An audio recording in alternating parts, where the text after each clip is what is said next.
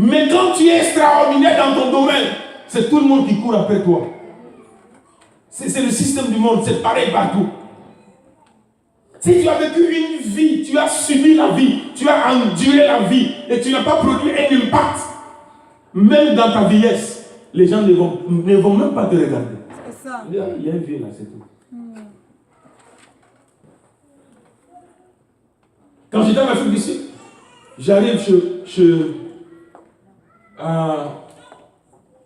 dans un village qu'on appelle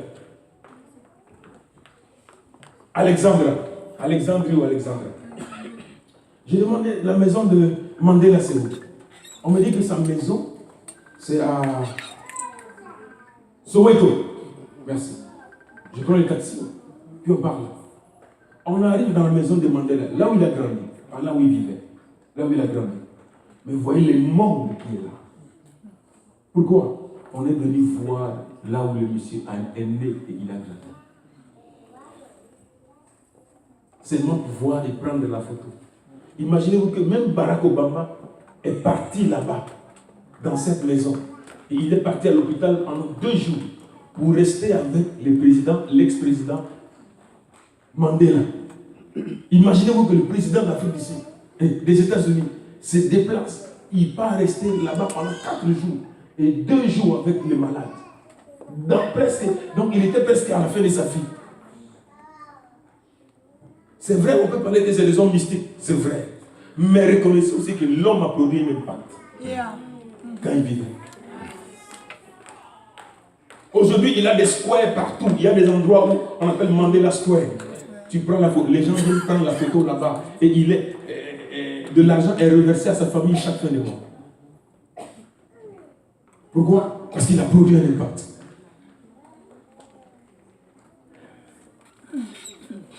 Lorsqu'une personne est sans impact, elle commence à blâmer tout le monde pour ce qu'elle est devenue. Remarquez les gens qui ne réussissent pas. Vous allez voir, ils commencent à critiquer tout le monde. Oh, tel il est comme ça. C'est mon oncle qui ne m'a pas aidé. C'est ma tante qui ne m'a pas aidé. Mais si personne ne t'a aidé, aide-toi toi-même. Aide-toi toi-même. La vie n'appartient à personne, elle appartient à tout le monde. Amen. Tu peux t'aider toi-même. Il y a des gens qui sont devenus ce qu'ils sont devenus grâce à eux-mêmes. Personne ne les a aidés. Et surtout en Afrique, c'est notre problème ça. Donc si tu as un morceau de pain comme ça, c'est tout le monde qui veut manger ça. Tout le monde. Les gens ne comprennent pas qu'on doit laisser chacun évoluer.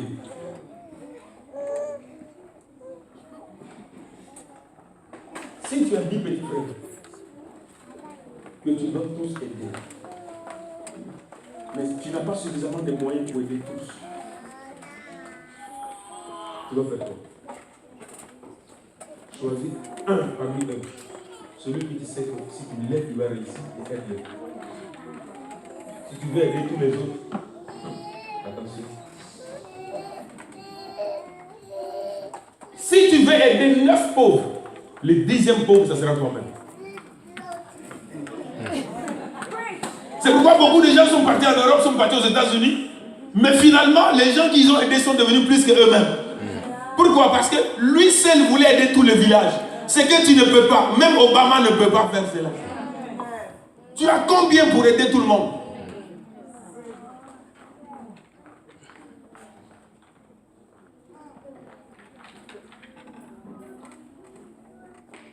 Prie pour eux.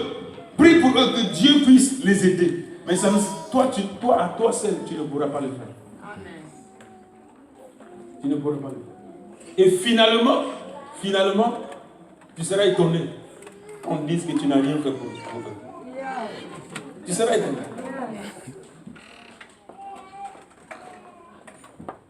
C'est comme ça la vie. La vie appartient à tout le monde.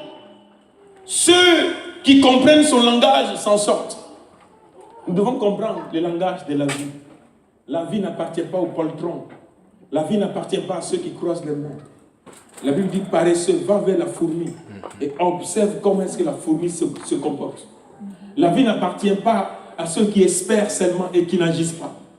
Une foi sans œuvre est une foi morte. Si quelqu'un prie pour le travail et il dort à la maison, donc ce n'est pas un homme qui croit en Dieu. Si un travail te trouve à la maison, donc ce n'est pas un bon travail. C'est celui que tout le monde a déjà refusé. C'est pourquoi il t'a trouvé à la maison.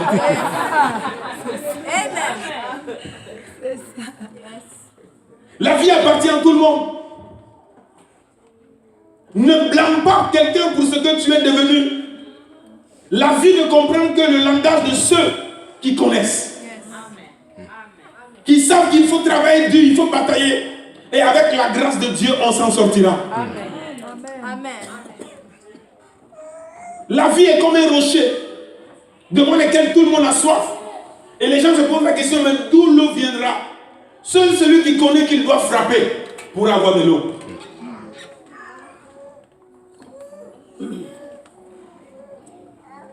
J'étais à Buffalo. J'étais au lac. Quand tu es au lac de Buffalo, tu es au Canada. Le Canada est juste en face. Alors j'ai vu un blanc. On appelle ce blanc la Marc. Je priais là-bas au lac. Et le Seigneur m'a dit d'aller parler avec lui. Et ce blanc-là, c'était un pasteur. Il était assis, il lisait un livre. Alors j'ai dit bonjour et on a commencé par ça. Et il m'a dit, mais tu viens de l'Afrique?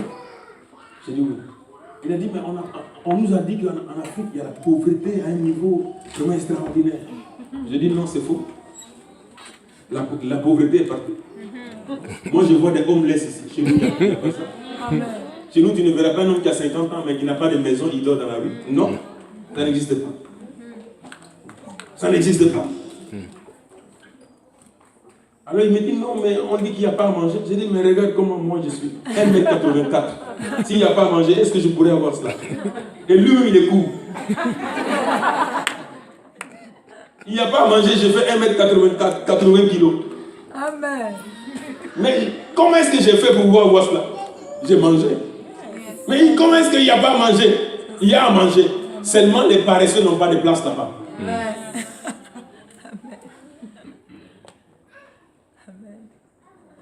Il faut comprendre le langage de la vie. Il faut comprendre le système de la vie. C'est ce que Josué avait compris.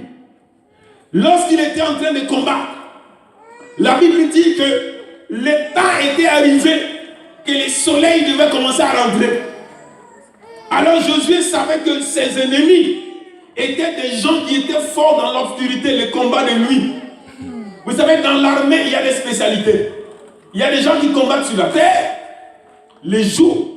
Il y a des gens qui combattent sur la terre la nuit. Il y en a qui combattent dans l'eau, d'autres combattent dans les airs, d'autres combattent même sous l'eau. Alors les peuples ennemis en face duquel Josué était, c'était un peuple qui était spécialiste de combat de nuit. Alors si la nuit tombait, finish. Ils allaient détruire Israël comme ça, ils allaient broyer Israël. Alors Josué a regardé, il a dit non, je ne peux pas accepter que la nuit tombe, que la nuit descende. Alors il a dit, soleil, arrête-toi. Soleil, ne monte pas, ne te cache pas, ne retourne pas. Je t'ordonne par la parole de l'Éternel dont je suis le serviteur. Arrête-toi.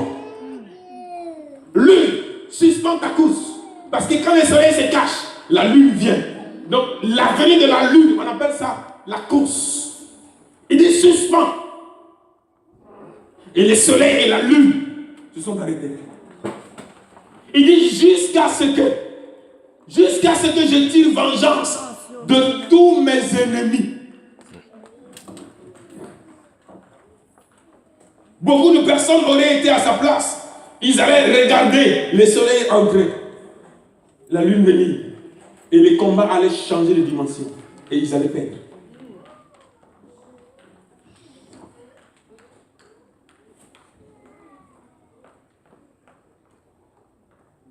Tu peux réussir, tu peux devenir ce que Dieu voudrait que tu deviennes. Parce que Dieu n'a pas de plan inférieur pour des enfants spécifiques et des plans meilleurs pour des enfants spécifiques.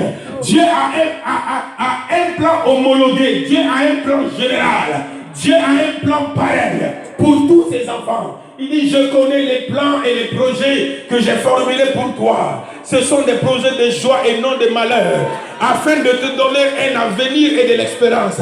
Donc Dieu ne veut pas que des gens soient meilleurs et d'autres soient inférieurs. Dieu veut que les gens soient tous meilleurs dans la vie. Mais quitte à toi de comprendre les desseins de Dieu et ton apport personnel pour le devenir. Alléluia. Beaucoup de gens s'attendent à un Dieu qui leur donnera ce que Dieu ne donne jamais. La chemise que tu portes là, il faut prier pendant 40 jours, 40 nuits à jeun, sur la montagne de Garizim, même en Israël. Tu diras à Dieu, Seigneur, porte-moi la chemise, il ne te la portera pas. Parce que Dieu ne fait pas ce que l'homme fait. Si ta femme te prépare un bon repas, que tu pries en langue, tu pries, tu dis Seigneur, donne-moi à manger, mets cela à moi. Il ne le fera pas. Dieu ne fait pas des choses comme ça. Alors beaucoup de chrétiens sont des chrétiens imaginaires. Ils sont dans un monde imaginaire, comme Alice. Dans le dessin animé de Alice. Ils sont dans un monde comme ça. Ils pensent que toutes choses doivent descendre facilement. Oh, pourquoi j'ai pris, mais je ne vois pas les changements.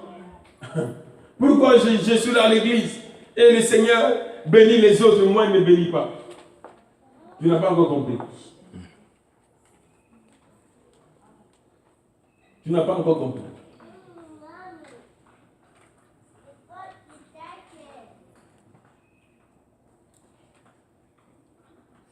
J'espère que je parle ce matin, ce soir, à des gens qui sont comme Esther, qui lorsque Vasti a refusé l'appel de son roi, Esther a dit, moi, je répondrai. J'espère que je parle ce matin à des gens qui sont comme Gédéon, qui ont dit, j'ai compris ce que l'ange m'a dit, et je m'y attellerai, je partirai et je vaincrai.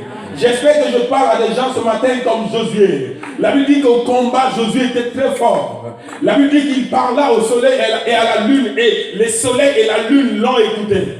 J'espère que je parle à des gens ce matin qui sont comme David, qui ne regardent pas à la taille, ni à la forme, ni à l'expérience de son ennemi, mais qui croient à la parole que Dieu a déposée en eux, et qui savent qu'ils peuvent aller et ils auront la victoire. J'espère que je parle à des gens comme l'apôtre Paul ce matin, qui lorsqu'il mettait la main dans le bois pour prendre le bois, pour aller alimenter le feu, la Bible dit qu'un serpent, une vipère, s'accrocha à sa main. Et cette vipère mordit la main de l'apôtre Paul. Et ceux qui étaient là attendaient à ce que l'apôtre Paul puisse s'enfler, son corps s'enfle, et qu'il tombe et qu'il meure. Mais la Bible dit que pendant qu'ils attendaient, ils attendaient, et le temps était dépassé. Et l'apôtre Paul ne tombait pas. Parce que l'apôtre Paul savait que sa vie ne pouvait pas être arrêtée par une vipère. Sa vie ne pouvait pas être arrêtée par un serpent. Sa vie ne pouvait pas être arrêtée par les circonstances. Sa vie ne pouvait pas être arrêtée par des démons. Sa vie ne pouvait pas être arrêtée par le système. Sa vie ne pouvait pas être arrêtée par la conjoncture. Sa vie ne pouvait pas être arrêtée par la crise économique. Sa vie ne pouvait pas être arrêtée par les sorciers. Sa vie ne pouvait pas être arrêtée par les démons.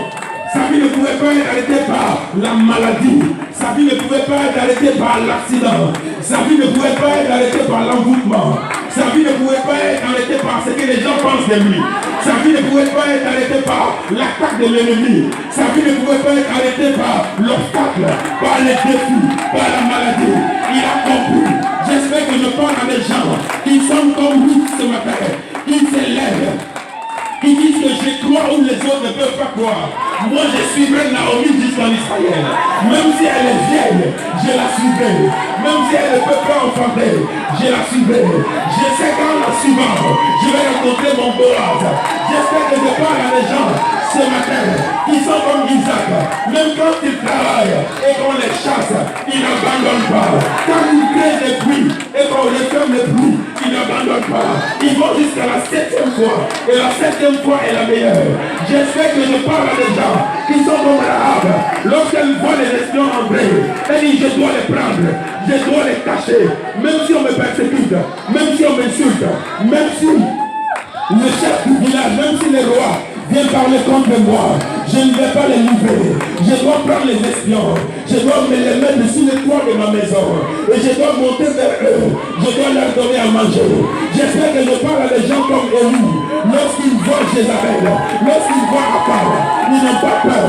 Ils disent que moi je me lèverai. Même si les autres ont eu peur, même si les autres ne croient plus en un Dieu puissant, moi je crois, je suis son prophète. Je n'abandonnerai pas les combats. Il ne pleuvra pas en Israël, parce que je suis prophète.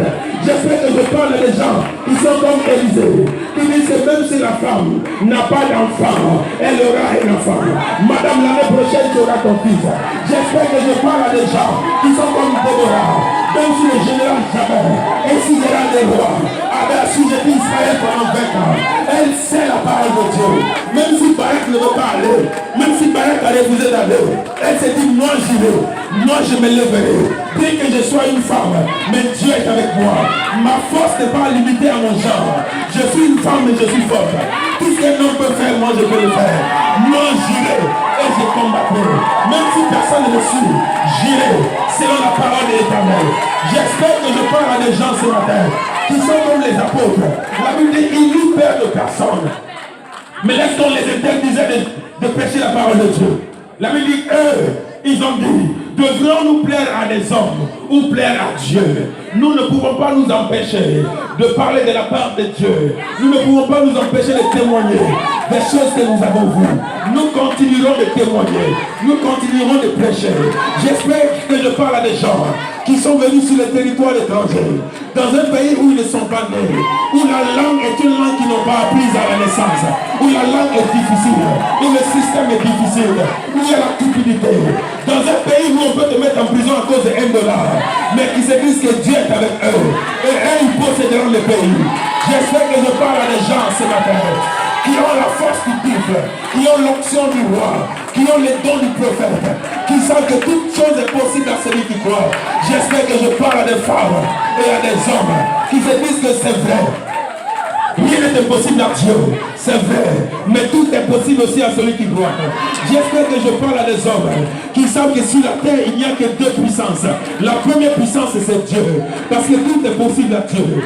Mais la deuxième puissance c'est l'homme, parce que rien n'est impossible à celui qui croit. J'espère que je parle à des gens qui se disent qu'il y a des problèmes, c'est vrai, mais ma foi est plus grande que l'obstacle. Ma foi est plus grande que les circonstances. Je ne m'arrêterai pas, je parlerai. Ma destinée s'accomplira. Mon règne se manifestera. Je serai ce que Dieu a dit que je serai. Je ferai ce que Dieu a dit que je ferai. J'irai là où Dieu a dit que j'irai. Je deviendrai ce que Dieu a dit que je deviendrai. J'espère que je parle à des jeunes filles qui se disent que même s'il n'y a pas de mariage, moi je me marierai. Je me marierai. Je me marierai. Je prendrai mon mariage de force. Je prendrai mon mariage de force. Au nom de Jésus. J'espère que je parle à des gens comme Sarah qui se dit même si j'ai 90 ans, je peux encore enfanter. La Bible dit qu'Abraham avait déjà 99 ans, mais il espérait contre toute espérance, de sorte qu'il devait le père d'une multitude de nations. J'espère que je parle à des gens de l'esprit, à des gens qui croient en Dieu, à des gens qui espèrent en Dieu, à des gens qui savent que Dieu ne change pas. Dieu est le même. Sa parole ne change pas. Sa parole est la même. À des gens qui savent que le même Dieu qui a utilisé Élie est ce même Dieu qui peut enfin utiliser les gens aujourd'hui. Si tu es d'accord avec moi, dis Amen, Amen, Amen, Amen. Dis yes, yes, yes, yes, yes, yes, yes.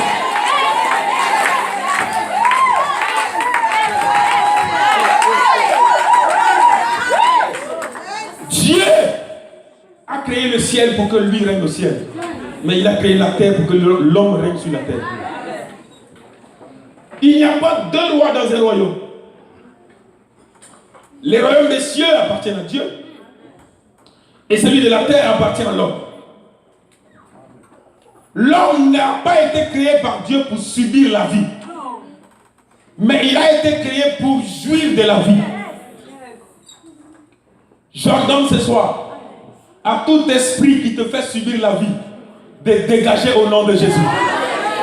J'ordonne à ces esprits de dégager au nom de Jésus.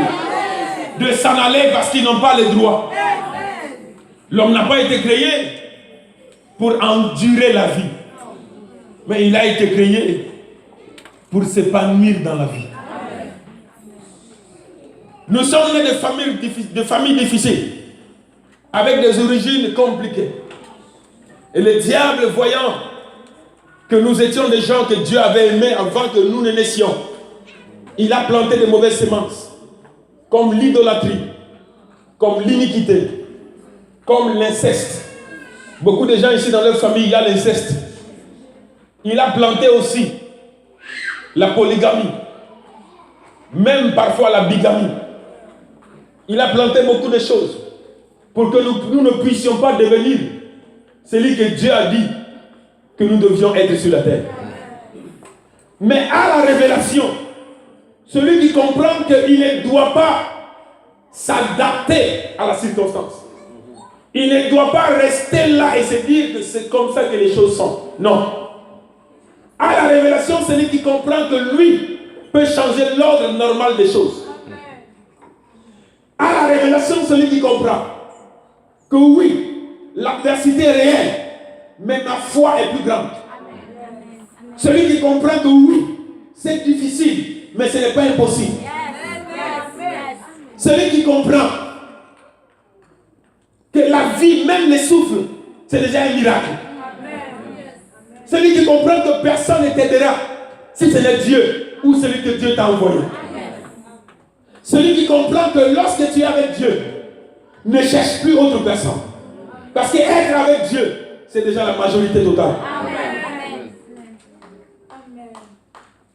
Nous devons comprendre comme Élie, il était seul devant 850 prophètes, 450 de Baal, 400 de Astarté, tous en face de lui. Il était seul. Israël même l'avait abandonné.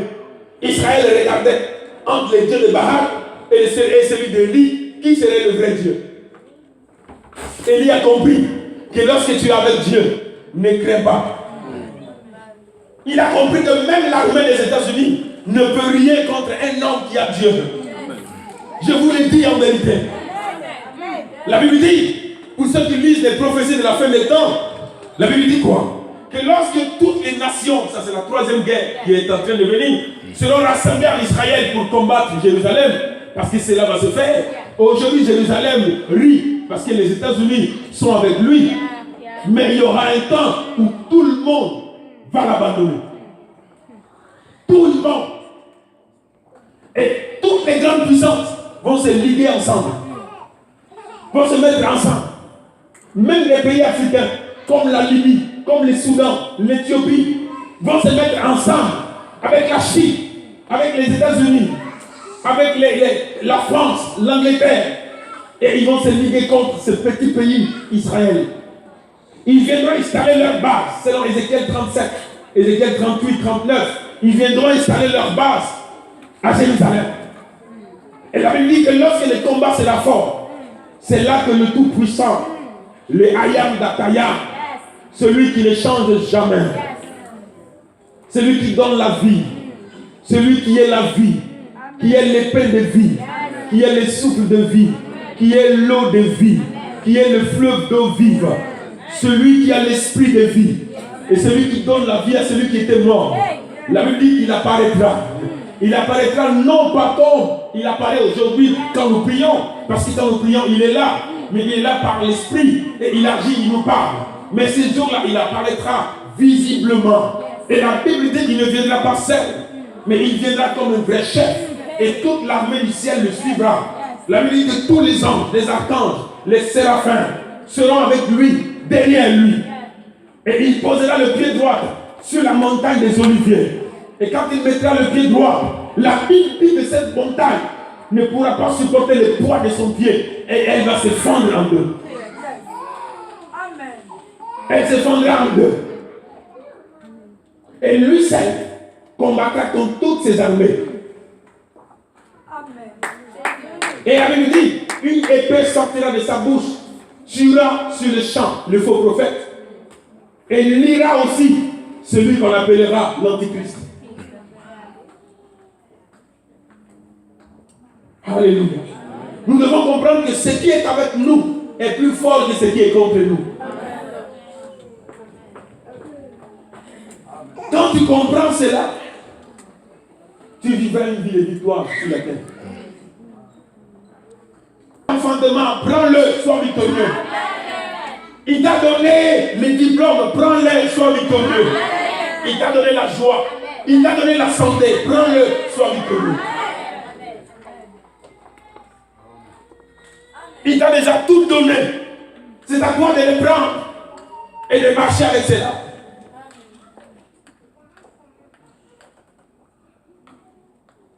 Alléluia. En 2013, je partais au Bénin.